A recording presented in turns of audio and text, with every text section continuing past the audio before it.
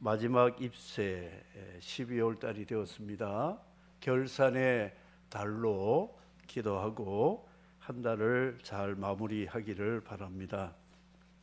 우리 교회는 그 주말 위크엔드라고 하는 주말이 되면 사람들이 마음이 여유가 생기고 쉼을 기뻐하게 되는 주말이 됩니다. 월말 있고 기말이 있고 연말이 있습니다. 그 연말 다음에는 무엇이 있는가? 종말이 있다는 것이죠.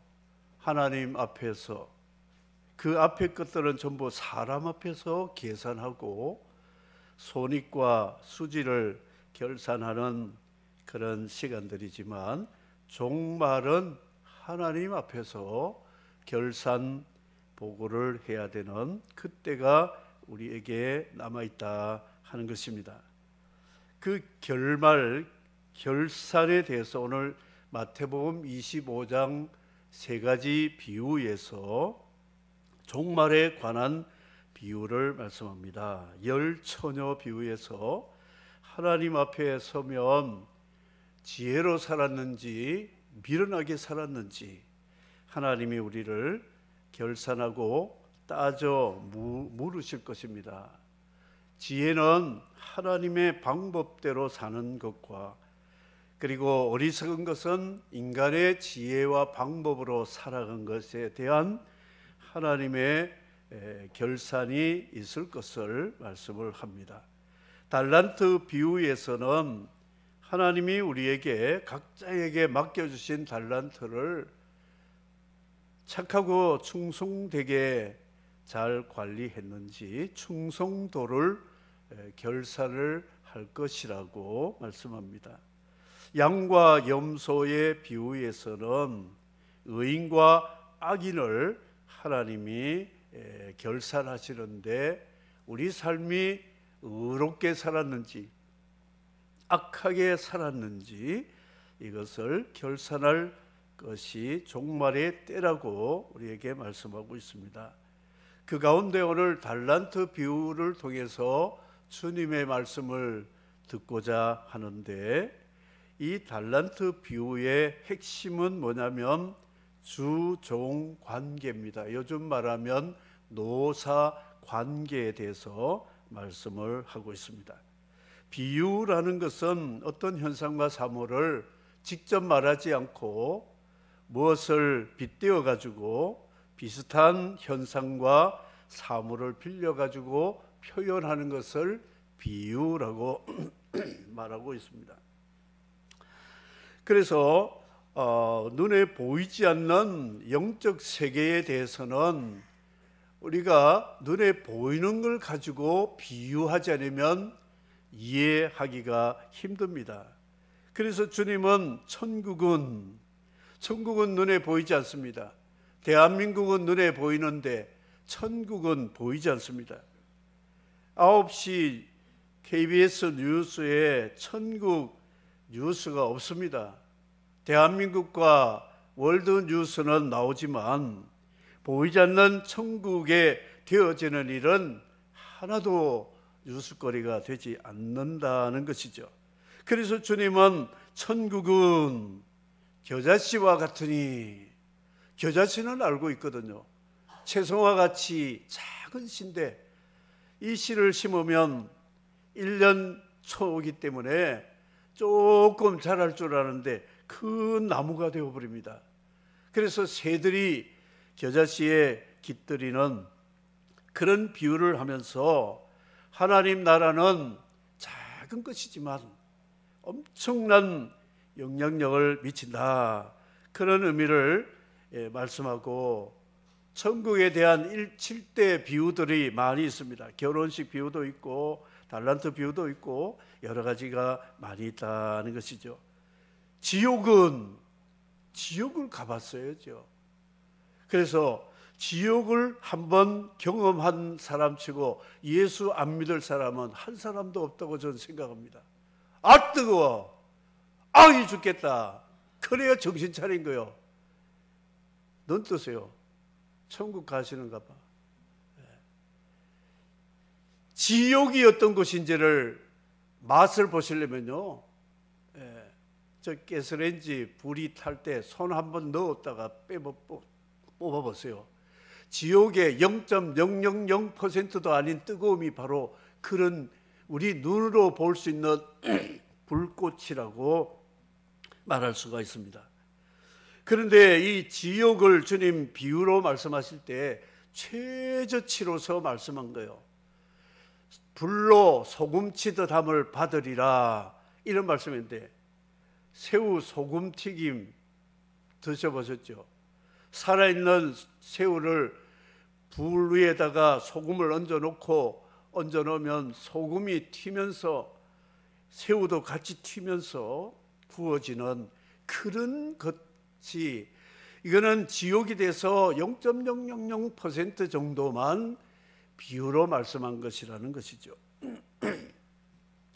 그래서 부자가 지옥에 가서 얼마나 목이 타는지 나사로를 보내서 손끝에 물 한 방울만 내 혀를 서늘하게 하소서, 이렇게 말할 정도로 지옥이란 무섭고 두렵다는 것.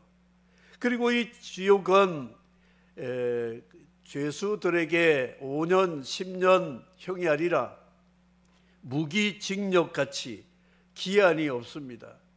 영원한 형벌이라고 말씀을 하고 있습니다. 그러므로 우리는 한 사람도 지옥 가서는 안 되고, 한 사람도 천국 가는데 나고자 되면 안 되기에 주님은 미리 준비하라고, 경고를 받으라고 비유로 말씀하고 계신다는 것이죠. 그 중에 오늘 세 가지 비유 중에서 관계에 대해서 말씀을 하고 있는데, 이 관계는 참 중요한 것입니다. 사회생활하는데도 관계가 필요하고 하나님과의 관계도 영적으로도 필요합니다.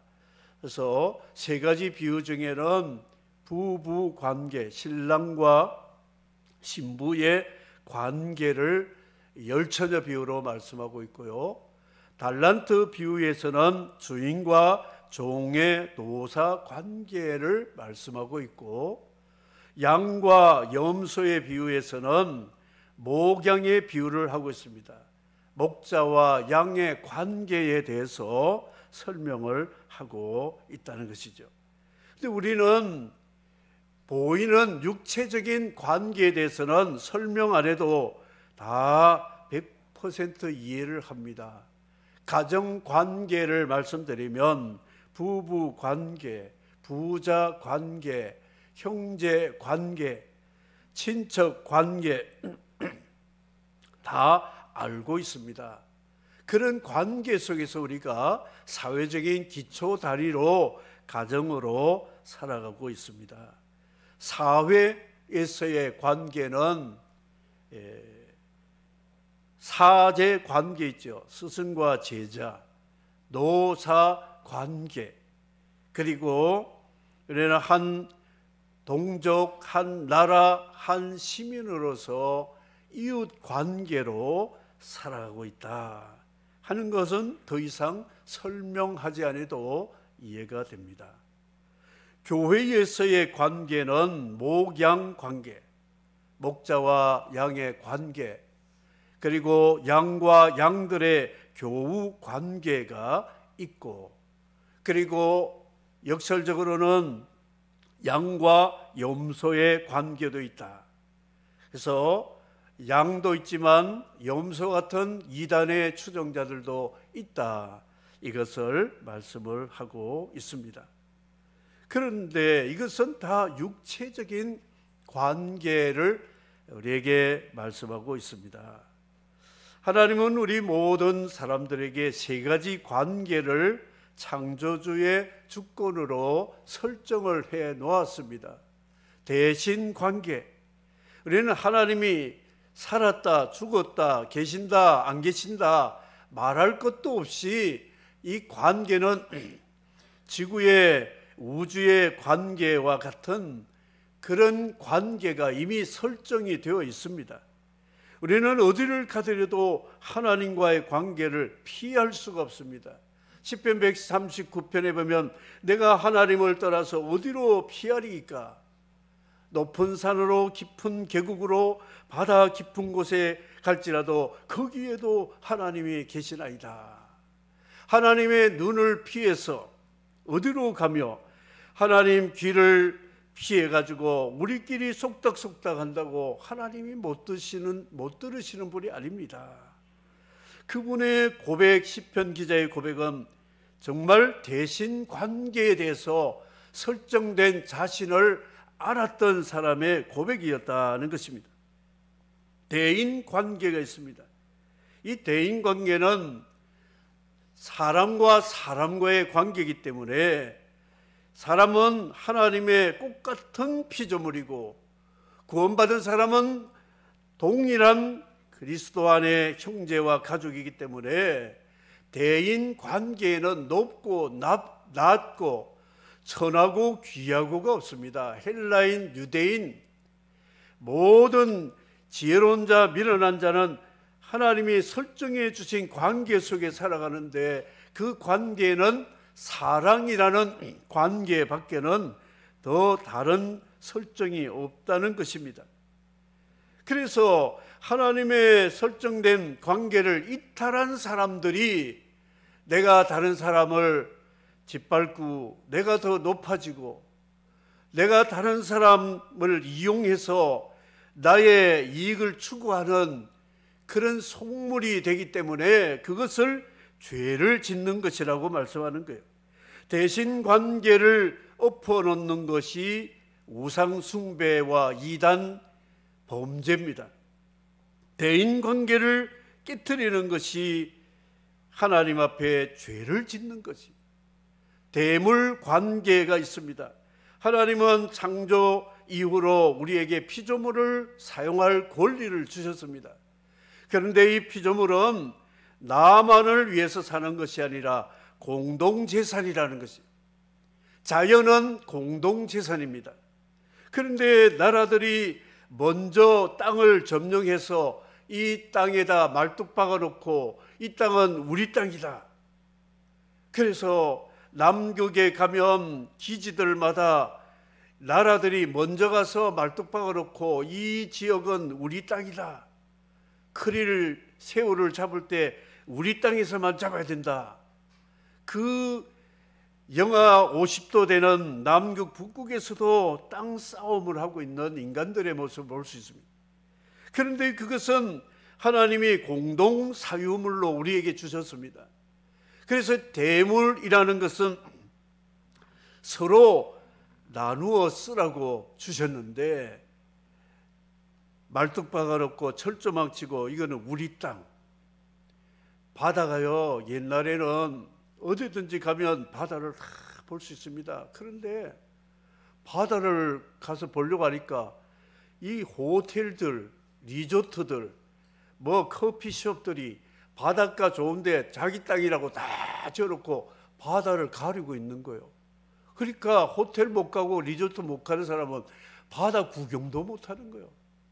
이게 아니라는 거예요. 누구든지 바다를 보고 산을 볼 수 있고 하늘을 볼 수 있듯이 이렇게 했는데 인간의 탐욕은 이런 섬김이 아니라 탐욕으로 범죄자가 되었다, 이렇게 말씀하고 있습니다. 그래서 이 관계를, 인간관계를 무시하는 사람을 싸가지 없다 그러지요. 싹수가 노랗다, 그런 말을 합니다. 그런데 영적 질서, 관계를 무시하고 무지한 사람을 이방인이라고 말하고 있습니다. 다른 말로 죄인이라고 말하는 것이죠. 그래서 우리는 이 관계를 설정을 잘 해야 됩니다. 언약의 관계라는 것은 하나님과 나와의 관계의 설정을 재확인하고 계약을 맺은 사람을 언약의 믿음으로 사는 사람이라고 말씀합니다. 인격적으로 하나님을 만나서 하나님을 아버지라 아버지 관계로 믿는 언약의 믿음이 하나님의 자녀의 관계라는 것이죠. 이 관계를 깨뜨린 죄인들을 위해서 예수님이 십자가에서 관계를 회복해 주셨기 때문에 예수님 피값으로 나를 사서 주님의 소유로 만들었기 때문에 우리는 예수님을 주님이라고, 나를 주님의 피값으로 사서 하나님의 자녀로 양자가 되도록 만들어 주셨으니 예수님은 나의 생명의 은은이며 주인이십니다. 그래서 예수님을 부를 때 주여 이렇게 부른다는 것이죠. 성령은 우리같이 어리석고 미련한 사람들에게 영으로 우리에게 오셔서 보이지 않는 천국, 지옥, 하나님 나라, 관계, 이것을 우리에게 너무나 세세하게 가르쳐 주시는 몽학 선생이라 보혜사라 말씀하는데, 바로 이분이 최고의 랍비가 되고 스승이 되셔서 우리를 생명길로 인도하시는 분이라는 것이죠. 그 가운데 오늘 달란트 비유에서는 예수님과 우리 사이를 주종 관계로 알아야 된다, 그런 말씀입니다. 그래서 주님이 명하시면 예스, 오케이, 예, 이거밖에 없습니다. 그렇지 않으면 주인에게 잘립니다. 주님, 사무엘같이 주여 말씀하소서, 종이 듣겠나이다. 그리고 내가 여기 있나이다. 주인의 소리가 들릴 만한 지척에서 늘 대기자로 어릴 때부터 훈련된 사무엘은 주님과 종의 관계를 어릴 때부터 알았기 때문에 주여 말씀하소서, 종이 듣겠나이다, 이렇게 말하고 있습니다. 요즘 말하면 핸드폰, 문자, 카톡 보내는데 쉽지 않는 사람들이에요. 보내면 즉시 받아요. 제가 아는 한 분이, 목사님, 내가 여러 사람들한테 전화를 해봤지만 5초 안에 전화 받는 분은 김 목사님밖에 없습니다, 그러더라고요. 저는 전화 오면 바로 받거든요. 그런데 도대체 우리 집사람을 포함해서 우리 여성도님은 전화하면 왜 그렇게 전화를 안 받는지, 핸드폰에 가방에서 뒤지다가 그 다음에는 소리가 안 나가지고 답답한 거 있죠. 그 종의 자세는 항상 대기죠, 대기. 주여 말씀하소서, 종이 듣겠나이다. 주종의 관계가 이런 것입니다. 하나님이 세우신 질서, 십계명이잖아요. 하나님 경외하며 예배자가 되고 이웃들을 가족같이 사랑하는 이 십계명이 하나님이 창조주로 피조물에게 정한 설정된 관계라고 하는 것입니다. 그런데 이 관계가 아담이 깨트림으로, 하와가 이걸 뒤집음으로 그 DNA를 받은 우리는 다 관계가 깨어졌습니다. 태어나면서부터 하나님을 아버지라 부르는 사람이 있습니까? 태어나면서부터 우리는 모든 사람들이 나와 똑같은 형제라고 생각하는 사람이 있습니까? 주민등록상 가족으로 등재된 사람만 가족이지, 그렇지 않는 사람은 다 남이에요. 남, 이방인입니다. 그런데 하나님은 십계명의 정신으로 우리에게 말씀한 것은 다 하나님 피조물이기 때문에 동일한 인간이요, 사람이요, 가족이요, 형제같이 사랑해야 된다고 말씀했는데 안 통하니까 하나님이 예수님을 통하여 십자가에 구속하심으로 이 관계, 깨어진 두 돌판을 회복을 시켜가지고 예수님이 우리를 하나님과 이웃과 대물 관계를 다 회복해 주셨기 때문에 예수님의 십자가를 통하여 구속받은 사람은 다른 것이 아니라 관계, 언약의 관계, 회복된 사람이라고 성경은 말씀하고 있습니다. 그런데 종교인들, 바리새인들은 이 하나님과의 관계를, 하나님을 어떤 분으로 대치했느냐? 자판기, 하나님은 자판기. 동전 넣고 아이스 커피 누르면 또로로로 해서 툭 떨어집니다. 그러면 그 마시면 되는 거예요. 그리고 핫 커피 누르면 따뜻한 커피가 또로로 하고 내려오잖아요. 주스를 마시고 싶다 누르면 되는 거예요. 그러니까 자기가 주인이고 하나님은 자판기예요. 구하면 주시리라니까 구하면 주시겠지. 하나님과의 관계는 그 자판기를 사용하는 그 사용자와 그 기계와 같은 그런 관계를 가진 사람을 우상숭배, 종교인, 바리새인이라고 말할 수 있습니다. 예수님은 수호 천사 정도, 외로울 때 다독거려주고 위로해주는 친구, 이런 식으로 생각합니다. 성령은 보디가드든지 관광지에서 가이드 해주는 그런 차원의 생각하고 우리가 찾고 기도하고 그렇습니다. 그러나 성경은 그렇게 말씀하지 않고 하나님과 우리의 관계 설정을 다시 해보라. 원점으로 돌아가서 관계를 회복해야 된다. 이것이 예수 그리스도 안에서 믿음으로 거듭나서 회개해서 하나님 앞에 의로운 관계 회복되는 것을 말씀하고 있습니다. 의인은 관계입니다. 관계. 하나님과 관계 깨트려진 사람은 죄인입니다. 이방인입니다. 심판의 대상자입니다. 그런데 하나님과의 관계가 원수가 아닌 화목 관계되어서 하나님을 내 생명의 모든 근원과 뿌리가 되는 아버지로 알고 하나님 아버지 하는 이 믿음의 관계가 이루어진 사람을 믿음으로 의롭다함을 얻었다 하는 것입니다. 하나님 앞에 우리는 나갈 수 없지만 예수님의 그 관계 회복한 십자가를 통해서 하나님 앞에 나갈 때에 하나님이 우리를 아버지라 불러도 하나님이 기뻐하신다. 이걸 성경이 말씀하고 있습니다.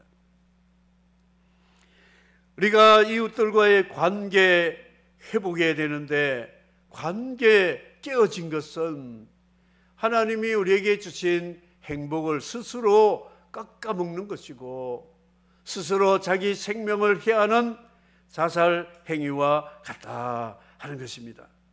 내가 이웃을 사랑하면 사랑할수록 하나님이 우리에게 기쁨을 주시고 평화를 주시고 만족을 주시고 사랑하기 위해서 들어가는 비용은 하나님이 이자까지 쳐서 다 채워주시고 그래서 하나님의 법도대로 의로운 사랑의 의의 사랑을 실천하는 사람처럼 세상에서 행복한 사람은 없습니다.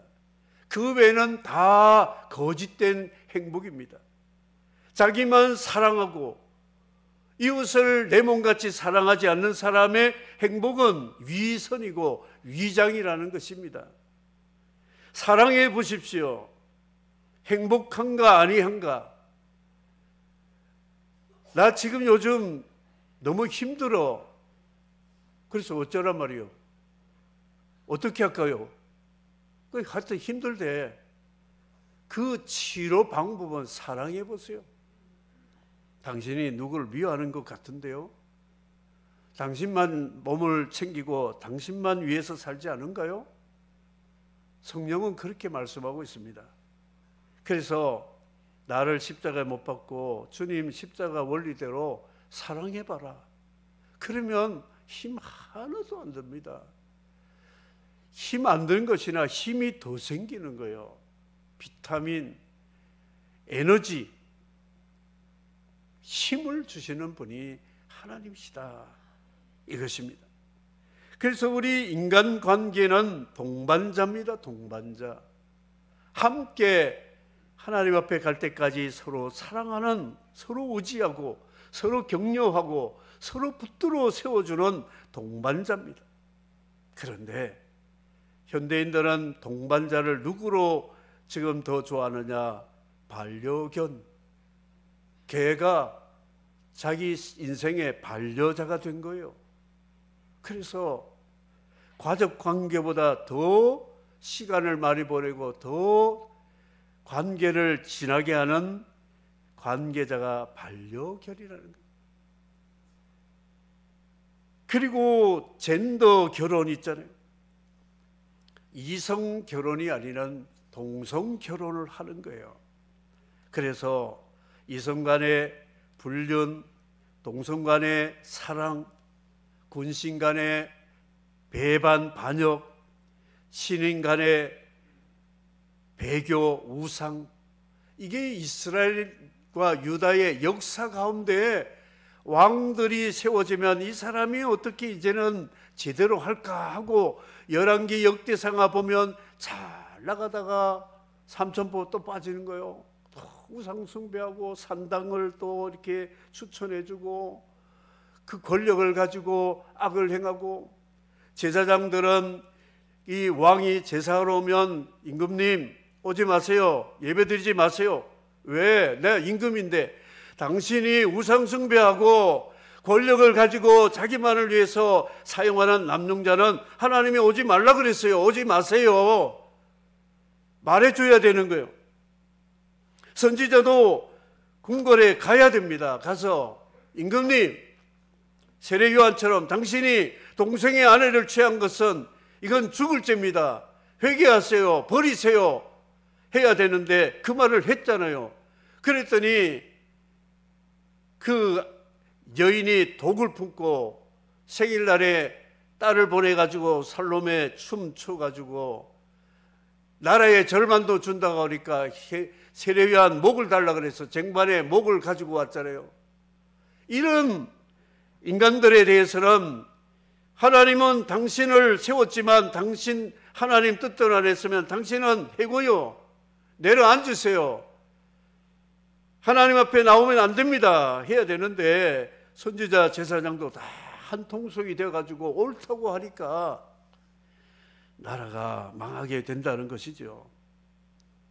관계가 얼마나 중요하다는 거 우리 알아야 됩니다. 군신관계, 신인관계, 그리고 이성과 동성관계에서 이성관계는 불륜, 동성관계는 연인, 이거는 뒤집어진, 하늘과 땅을 뒤집어 놓은 거예요. 그거를 하지 말아야 되는데 그거를 법적으로 합법화 만들려고 하는 이런 음모와 이런 생각은, 이건 사단에서 나온 생각 외에는 이렇게 할 수가 없네요. 하나님을 대적하는 법이잖아요.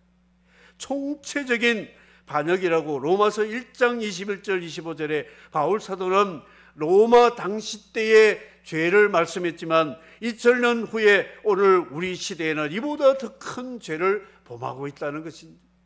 로마서 1장 21절 보도록 하겠습니다. 하나님을 알되 띄워주면 되는데요. 하나님을 영원롭게 하지 않으며 감사하지 아니하고 오히려 그 생각이 허망하여지며 미련한 마음이 어두워졌나니 스스로 지혜 있다 어리석게 되어 썩어지지 아니하는 하나님의 영광을 썩어질 사람과 새와 짐승과 기어다니는 동물 모양의 우상으로 바꾸었느니라. 그러므로 하나님께서 그들을 마음의 정욕대로 더러움에 내버려 두사 그들의 몸을 서로 욕되게 하셨으니 이는 그들이 하나님의 진리를 거짓 것으로 바꾸어 피조물을 조물주보다 더 경배하고 섬기리라. 주는 곧 영원히 찬송할 이시로다. 아멘. 그렇습니다. 하나님과 피조물을 바꿔버렸어요. 남자와 여자를 바꿔버렸어요. 그리고 사람과 짐승을 바꿔버렸다고 그래요. 사람보다 동물을 더 사랑하고 있어요. 이게 로마서 1장의 사형에 처할 죄다. 사형 언도를 하나님이 바울을 통해서 언도하셨습니다. 이런 저주받을 죄인들에게 하나님은 그 아들을 보내어서 우리를 구속해 주신 십자가, 십계명 두 돌파 모세가 얼마나 화가 났으면 깨트려 버렸잖아요. 이 깨어진 십계명을 다시 회복하신 것이 십자가를 통하여 회복해 주셨다 하는 것입니다. 하나님 앞에 우리는 나아가는 유일한 길이 있어요. 그 길은 십자가를 통하여만 하나님 앞에 나갈 수 있고요. 그리고 하나님 앞에 우리는 이웃을 관계를 맺을 때 이해관계, 친족관계, 친구관계 이걸 초월해서 십자가를 통한 이웃과 관계를 설정해 놓으면 그 사람이 가는 곳에는 화목이 있고 평화가 있고 하나님의 의가 있고 하나님 나라가 이루어진다는 것이죠. 그래서 하나님께 나가는 유일한 길은 경부 고속도로, 다른 길도 있지만 유일한 1번 도로가 경부 고속도로 같이 십자가밖에는 없다. 그리고 사람과의 관계할 때 아가페라는 십자가 사랑 외에는 관계가 진실하지 못하다. 이것을 성경이 말씀하고 있습니다. 그래서 오늘 이 말씀 관계를 다시 한번 생각해 보면서 나는 정말 하나님과의 어떤 관계인가? 나는 다른 사람과의 어떤 관계로 살아가고 있는가? 생각해 봐야 됩니다. 여러분, 하나님은 상명하복의 주권자임을 믿으며 나면하시기 바랍니다. 하나님 말씀에 거역할 사람 아무도 없습니다. 주님은 나를 핏값으로 사신 주인이기 때문에 내 모든 것은 주님의 것이다. 성령이 아니면 우리는 눈 없는 장님과 같이 길을 잃을 수밖에 없는데 우리의 등과 등불과 길이 되어 주시는 성령이 계심으로 우리를 이탈하지 않고 주의 뒤를 가게 해 주신 것을 생각하면서 이 성삼위 하나님과의 믿음의 관계 속에서 의롭게 살아가는 사람이 의인은 믿음으로 말미암아 살리라, 이 말씀의 성취가 이루어진다는 것입니다. 주민등록상 가족이 등재되지 않았는데 내 앞에 있는 분, 내 뒤에 있는 분, 내 오른쪽에 있는 분, 왼쪽에 있는 분을 우리 가족보다 더 사랑해야 되는 형제라고 믿으시면 아멘 하시기 바랍니다. 힘들죠? 안 됩니다. 잘 안 되죠. 주민등록에 안 나오는데요. 가족이 아닌데요. 근데 이 주민등록상 가족은 100세 끝나면 120세까지 끝나면 사라지는 관계. 그리스도 안에 한 피받아 구속받은 성도들은 영원한 가족이기 때문에 우리 그리스도 안의 형제들은 더더욱이 우리는 사랑해야 된다는 것을 주님이 말씀하고 있습니다. 이제 마지막으로 달란트 맡은 종들에 대해서 성경이 말씀하고 있습니다. 종들에게 1달란트, 2달란트, 5달란트를 맡기고 돌아오면 결산할 것이다 하고 주인이 멀리 떠났는데 주인이 올 때에 결산을 해봤습니다. 1달란트는 6,000데나리온인데 1데나리온은 노동자 1일 품삯과 같습니다. 그러면 6,000일 품삯이라면 대략 20년가량의 연봉과 같은 액수가 됩니다. 현대적으로 품삯을 하루 일당 8, 9, 10만 원 정도까지 잡습니다. 그러면 이 사람의 20년 계산을 하면 5, 6억 정도, 5억이 넘습니다. 2달란트는 10억이 되고 5달란트는 25억 정도가 되는 가치가 됩니다. 그런데 여러분에게 주님이 5억을 1년 동안 이자 없이 장사하든지 하여튼 잘 사용해봐라, 그러면 5억이면 소상공인 개업을 할 수 있습니다. 커피숍을 하든지 통락집을 하든지 온라인 마케팅업을 하든지 빵집을 하든지 5억 정도면 개업은 할 수 있을 것 같아요. 그래서 1월 1일에 1달란트 줬는데 12월 31일에 주인이 와서 계산하자 그랬더니 1달란트 받은 사람이 5억 그대로 가져왔습니다. 저 잘했지요. 야, 이 친구야, 내가 이 5억을 은행에다 두면 이자만 받아도 더 많이 받을 텐데 왜 이거 가져왔느냐 그랬더니 당신은 굉장히 무서운 사람인데 만일 손댔다가 손해보면 저 잘릴까 봐 집구석에 잘 파묻어 뒀다가 왔습니다. 그랬더니 이 5억 내라. 그랬더니 2달란트, 5달란트 남긴 사람에게 줘라고 그러고 해고를 시켰다는 얘기예요. 2달란트, 5달란트. 이 사람들은 보니까 이 사람들은 10억 전대 20억, 25억 전대 50억을 남긴 거예요. 그래서 주인이 잘했다고 칭찬하면서 더 맡겨줬다 이야기를 했습니다. 여기는 상업 개념으로 뭘 남겼다 뭐 이런 것보다도 주님이 종들을 말씀할 때 착하고 충성된 종아, 악하고 게으른 종아 이 말씀을 했습니다. 그러니까 착한 사람, 충성한 사람이 되고 악한 사람은 게으른 사람이 된다는 것이죠.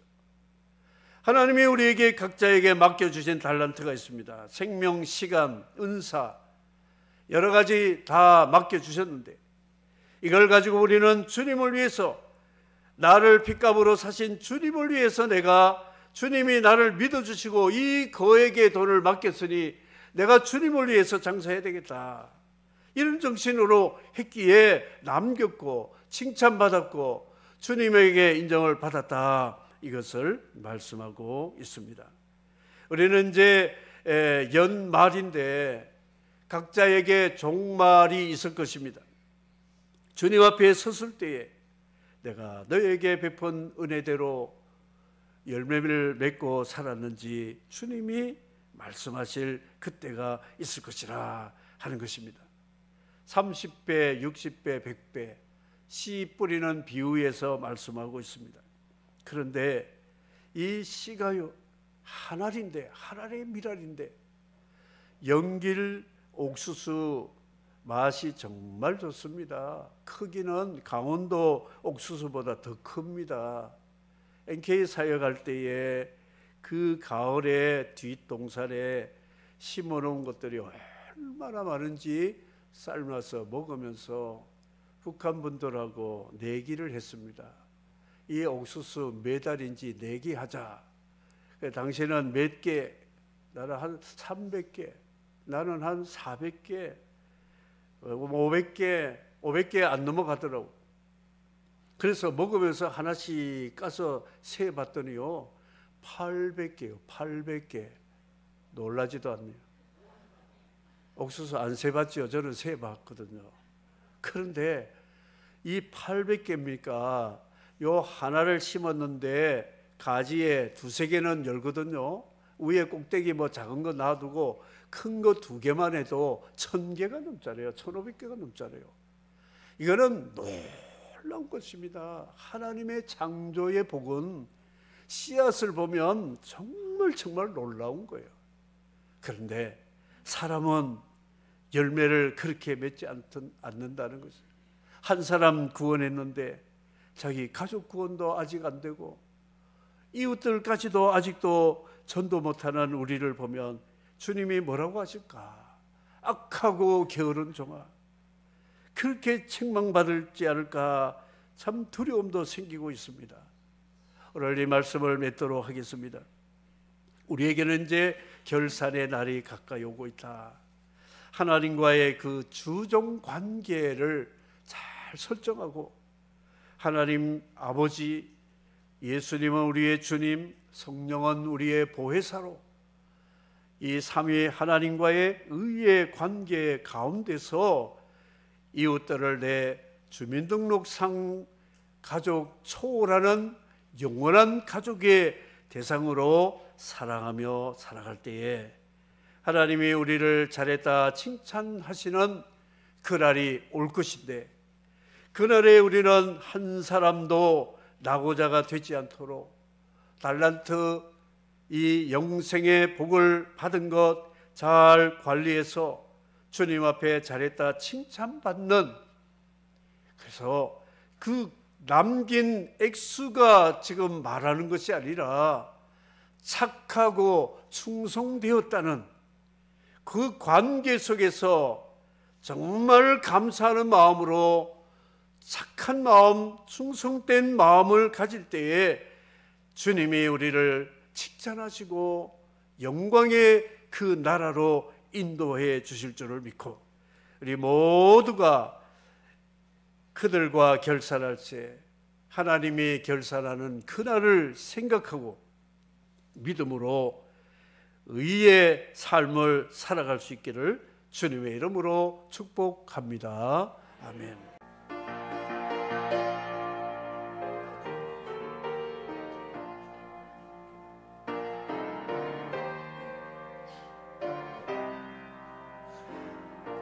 주 하나님 독생자, 주 하나님 독생자 아낌없이 우리를 위해 보내주셨네.